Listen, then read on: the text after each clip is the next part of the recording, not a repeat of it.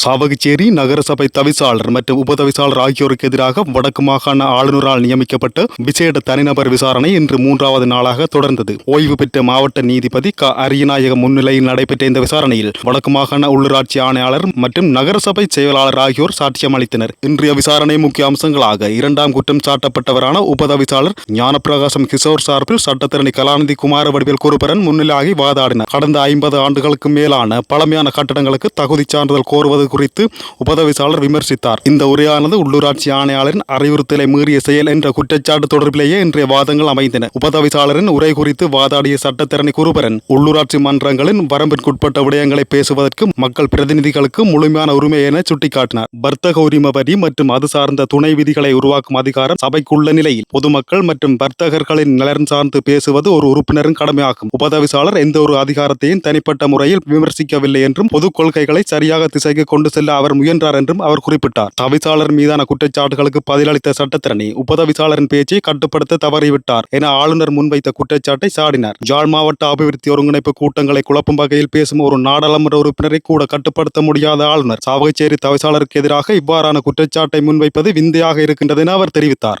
மேலும் முறையான அதிகார பகிர்வுடன் இயங்கும் சாவகச்சேரி நகரசபையின் தவிசாளர் மற்றும் உபதவிசாளரை நீக்க முற்படுவதன் பின்னணியில் அரசியல் உள்நோக்கம் இருக்கலாம் என்ற சந்தேகத்தையும் அவர் எழுப்பினார். குறிப்பிட்ட ஒரு கட்சி நகரசபையை கைப்பற்றும் நோக்கில் இவ்வாறான நடவடிக்கைகள் எடுக்கப்படுகின்றனவா என்ற கேள்வி 2ஆம் குற்றம் சாட்டப்பட்டவருக்கு உள்ளதாக சட்டத்தரணி குருபரன் தனது வாதத்தில் சுட்டிக்காட்டினார். தற்போது அனைத்து சாட்சி விசாரணைகளும் நிறைவடைந்துள்ள நிலையில் ஒரு வார காலத்திற்குள் எழுத்து மூல சமர்ப்பணங்களை தாக்கல் செய்யுமாறு உத்தரவிடப்பட்டுள்ளது. இதனையடுத்து விசாரணை அதிகாரி க. அரியநாயகம் தனது இறுதி அறிக்கையை வடக்கு மாகாண ஆளுநருக்கு அனுப்பி வைக்க உள்ளார்.